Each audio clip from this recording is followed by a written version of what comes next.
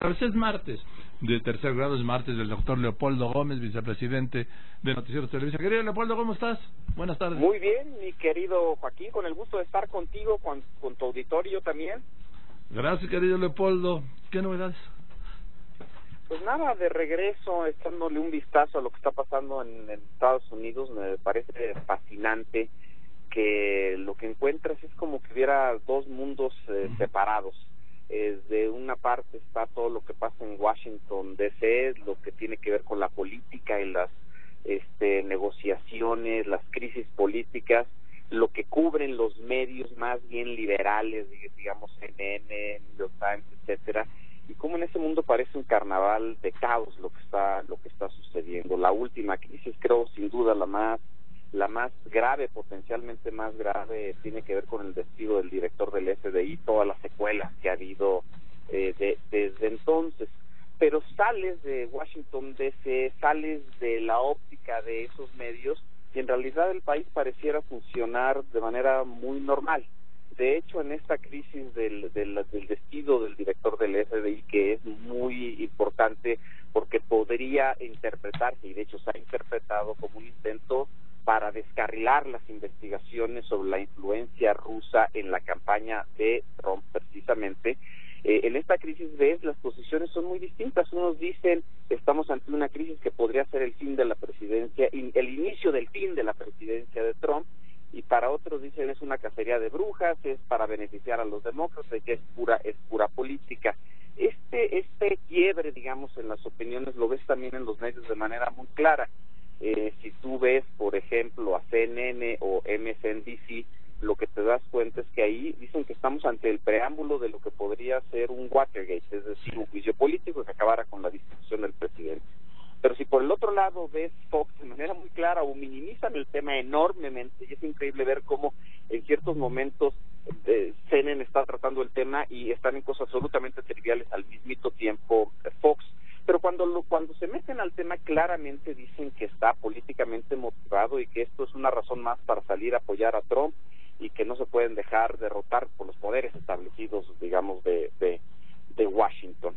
Entonces, mira, esa polarización de opiniones del que existe también en los medios hace que las interpretaciones sobre un mismo evento sean radicalmente distintas. Ahora, en esta crisis en particular sí veo dos cosas que me parecen que hay que tomar cuenta de ellas. Una, por primera vez, medios como CNN o como MSNBC superaron en audiencia a Fox News, que es una cosa rarísima, porque Fox News es la cadena de noticias dominante en Estados Unidos desde hace muchos años. Y eso coincide con una caída, no enorme, no es un desplome, pero una caída en la popularidad de Trump que llega a 38%.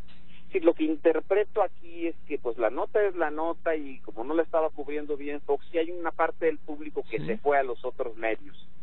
Y también una parte del público que esto sí ya no le gustó y hay un cierto castigo a Trump.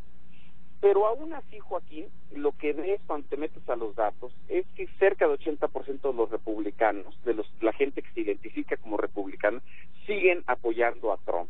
No creen en estas cosas, le dicen que son fake news, noticias falsas. Es decir, todavía tiene un apoyo muy consolidado dentro de los republicanos. Por eso, a pesar de la gravedad que sí creo que tiene este asunto, no pienso que estemos ante el inicio del fin de la presidencia de Trump. Creo que en todo caso habrá que esperar a las elecciones intermedias de 2018 y si todo esto que está sucediendo, todas estas crisis tienen un impacto electoral al final de cuentas y ahí sí los demócratas recuperan o adquieren más fuerza en el Congreso de Estados Unidos, ahí sí la situación podría ser distinta. Porque mientras Trump tenga el apoyo de la base republicana, pues los legisladores republicanos más bien van a estar con él, no se van a ir en contra de él y por lo tanto no tendría ninguna lógica pensar en un proceso de juicio político hacia Trump aquí. Sí, es que tienes tú toda la razón, es decir, él solo trabaja y solo se apoya y solo escucha a su grupo duro, a su apoyo. Y a los demás es fake news y es despreciable y es un complot, ya dijo, y es el peor ataque contra un político en la historia de Estados Unidos, suponiendo que Trump sea un político, ¿sí? Exactamente, dice que ningún presidente había sido criticado tan fuertemente como lo ha sido él. Y de hecho te voy a decir una cosa que es interesante. interesante, Joaquín. Acabo de ver un estudio que de Harvard precisamente analizan los primeros 100 días de muchos presidentes y ven qué tipo de notas han dado. Y sin duda Trump es el que ha tenido, digamos, la prensa más negativa que jamás haya registrado. No quiere decir que sea deliberadamente negativa, sino significa que pues ha dado notas que en sí mismas son negativas. Por ejemplo, le rechaza las Cortes su orden ejecutiva que tiene que ver con la migración y los musulmanes. Bueno, esa es una nota negativa. Es decir, él le ha dado muchas notas que sustancialmente son negativas. Pero a pesar de eso, Joaquín, es justo lo que decías, a pesar de eso, no se le desploma el apoyo dentro de su base.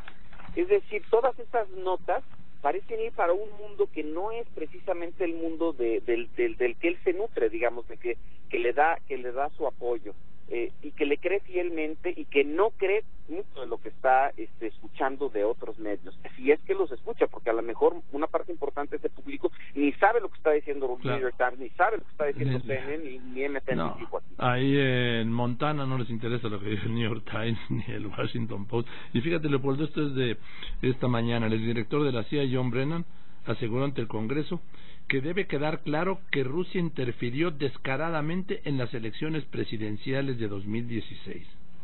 Es una revelación más en el mismo sentido, Joaquín.